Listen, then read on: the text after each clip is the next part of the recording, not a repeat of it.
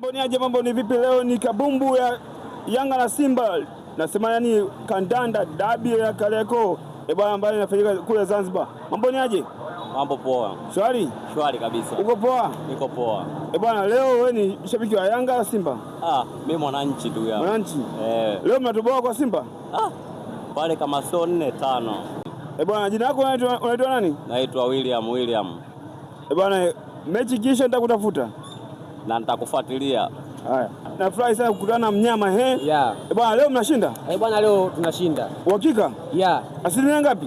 Bwana, naweka 100%. Asilimia 100? Asilimia 100. Je, yule nani mchezaji wenu anaitwa Dombia? Yeah. Je, yuko fresh yule? Bwana, yule yuko fresh.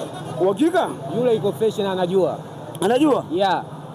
Yasemekana wachezaji wa Simba au wa Yanga bado hawajajuana. Kwa hiyo leo mechi unatarajia kufunga magoli ngapi? Labda kwa wenzetu wapinzani wale bado hawajajuana. Ila sisi kwa Simba mimi nahisi kabisa sisi tuko vizuri. Asilimia kwa kila pande.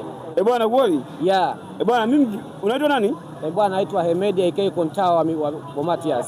Bwana, mimi mpira ukiisha nitakutafuta. Haina noma. Haya. Kutana na mshabiki wa Simba, mambo yaje? Fresh tu. Vipi ndugu yangu? Uko poa? Niko poa kabisa. Bwana, leo mnatoboa?